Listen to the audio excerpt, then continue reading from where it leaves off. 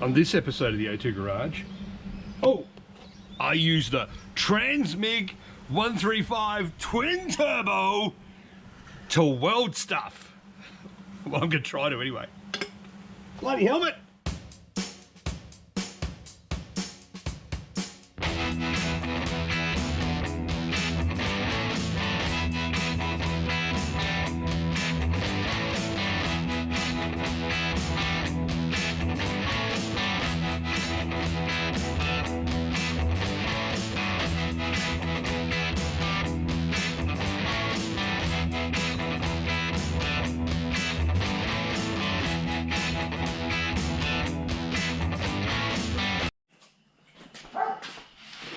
Hello and welcome to a brand new episode of the O2 Garage. Well, we're well and truly into season 5.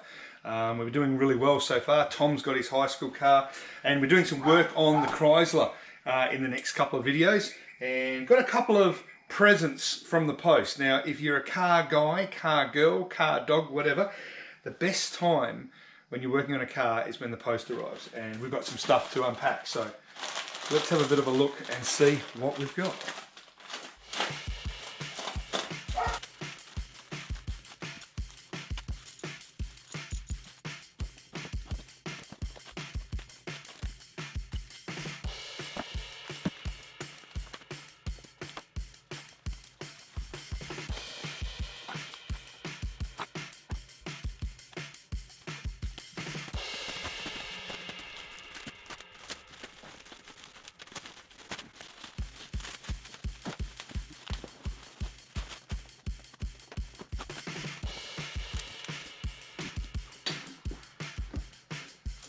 Boom.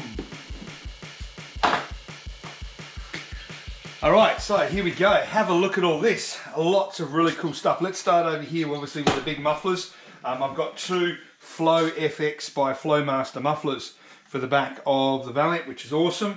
So that's going to go either side. I've also got some hose clamps, some matching hose clamps, which are going to go on there as well. So that's awesome. That's those sorted out. I also have a rear leaf spring rubber bush kit here, so pretty happy about that. Got those because those are all been hagged out, so we need to get those sorted out. And also I've got this, which is, I think, a thing for the fuel tank regulator and so forth. So that fits in there and that does whatever it is, and we're going to do that today. Fuel tank time. Let's get it out. Let's fix it up. Rest of the stuff can wait.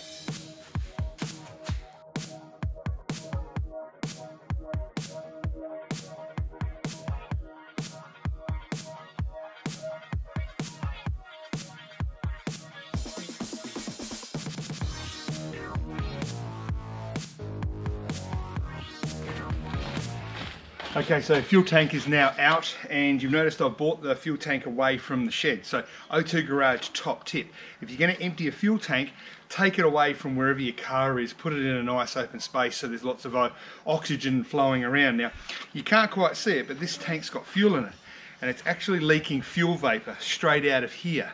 So what I have to do is decant this out. Now, have a look at my funnel. Yeah, this is what happens when you lend stuff to people. So top tip number 2. Don't lend your tools to anybody, because stuff doesn't come back. Anyway, let's get this emptied out.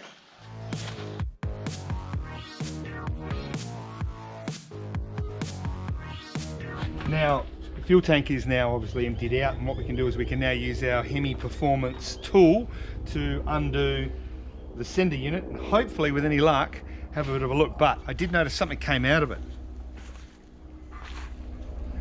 These two came out of it, and they look like weights or even possibly floats. So this is quite interesting. It'd be interesting to see what happens when we pull it out. That makes sense.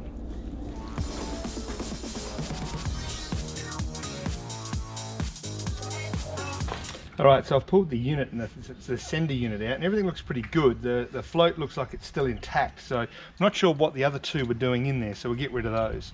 The pickup point looks pretty good, but I'm thinking that the issue with this is actually inside the unit, and we actually have a new little chip to go in. So let's take this back in the shed and pull this apart. Alright, so let's have a quick look here and see what we've got. The sealing rings are no good, but the locking ring and the locking rubber come with it, so we'll be using that one. It does also have the little filtration sock, which I never had on this car. So this is pretty easy. I can just slide that straight on there like that, and that's that done. Now what we have to do is pull apart this little guy here and replace the chip.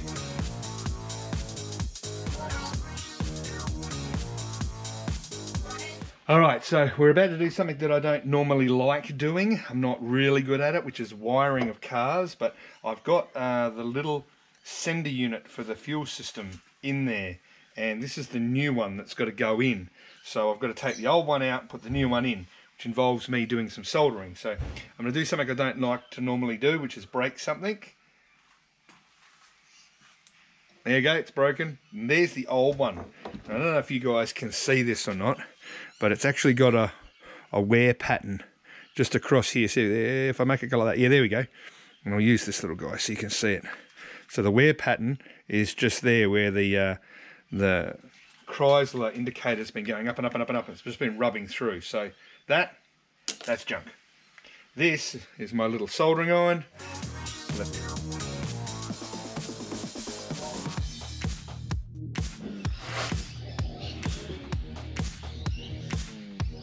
I have a feeling I might have done it. I'm not sure. I don't think this was ever going to be a very pretty looking thing, but I think I might have done it. I might have. Yeah, I think I've done it right. Let's put it back in.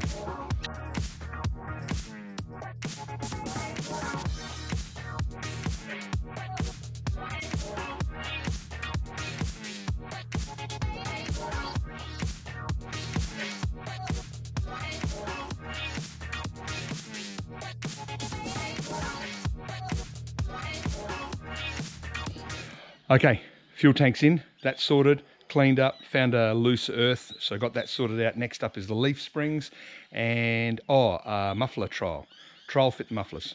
Let's crack into that. The next job I have is with the mufflers, and the muffler itself I've got is this. It's a flow muffler by Flowmaster, and what I also have is I've got the old mounting brackets off the old mufflers, and what I've done is I've cut away the old pipe. Have a look at how bad that was. Disgusting. This little guy here is actually going to sit something like that. I'm going to weld around the edge of it, and that's going to then mount to the exhaust that's in there. But what I've just worked out I have to do is I actually have to cut these off. I need to slice these off, put them in place, make sure they're all set up with a hanger, and then just do a little bit of a tack weld into place, and then give it to Uncle Mark, who's going to finish it off. That's what I have to do now.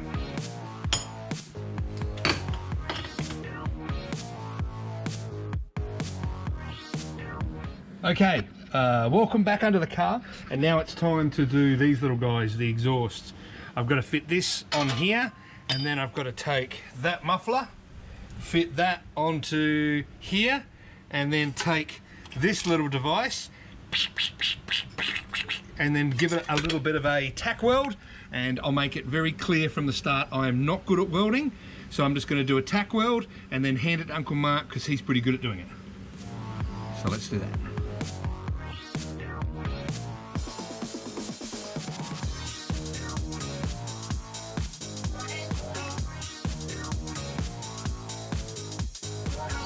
So for somebody who doesn't know really how to weld, I think I went all right. My tack welds are not too bad. Pretty good for someone who's garbage. The next step of the build is going to be to sort out the rear of the car, but the metal of the car, because the car itself, when you use it, it always has had a fuel smell, and I've tried to get rid of it as best I can, but I'm slowly working my way through the different segments. But what we have to do now is take out everything in the interior at the back of the car, everything in the boot area, and then work out if there's any way of air getting through into the cabin and blocking that off. And hopefully that will stop the smell coming in from the exhaust once we've got that done, so we can then tick off the back half and work on the front when the time is right. So let's do that.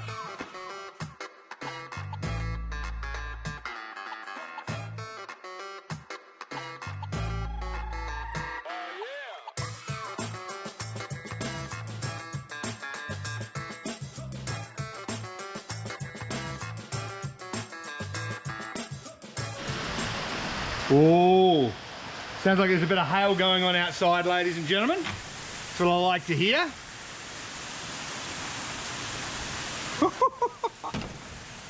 Might get a few thunderclaps as well, and if the power goes off, that's okay. Let me tell you where we're at, because we're in the process of looking for light leaks and leaks for the exhaust gas to get through. And you can notice under here, I've actually got a light bar set up. Why? Because this is how you find leaks. Turn the light on. Nice. What we do now is turn the overhead lights off, have a look inside the car. Ooh, here we go. Let's have a bit of a look and see. It's all looking pretty good. Oh. Couple of leaks over here. Couple of leaks over there. It's all looking pretty good though. We've just got one there. Let's have a bit of a look in the boot. Wonder if we've got anything in the boot. Let's have a look. Around. It's actually all looking pretty dark. There's a little light over there and one over there. But outside of that, I think on the grand scheme of things, we only have possibly one little light, and I reckon I know exactly where that is. Not bad. Very happy with that. So you're probably thinking after all that was probably a bit of a waste of time putting the light underneath the car, checking it out. But the reality of it is, it isn't, because it's been an issue that we've had in this car for quite a while. The other thing is, whilst it's okay to go through the car, I have a pretty standard sort of thing that is, if it isn't broke, I won't fix it. So if it doesn't need to be repaired, I won't repair it. The other thing is, I like to make sure I've gone through the entire car, everything, the suspension, the underfill, all the bits and pieces. So if there are any issues later on, I know exactly what's going on with the car because I've been there, I've looked at that part of the car. And in this circumstances, with the back behind the seat, we don't have to touch it anymore. We'll just put it all back together, seal it up, job done.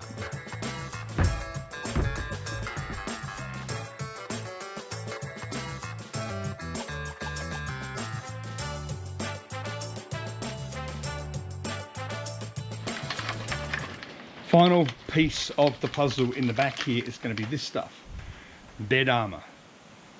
I'm going to paint the back of it with bed armour, and the reason I'm going to do that is because you can sort of see it's probably been a while since it's had any protection at all, and realistically it probably could use a little bit more, and it also helps seal up all those little bits and pieces, provide a little bit more sound deadening. This stuff I find just goes on really easy, really clean, but you do need to be well ventilated. So whilst we've got a break in the weather again, and whilst the machine started, let's spray.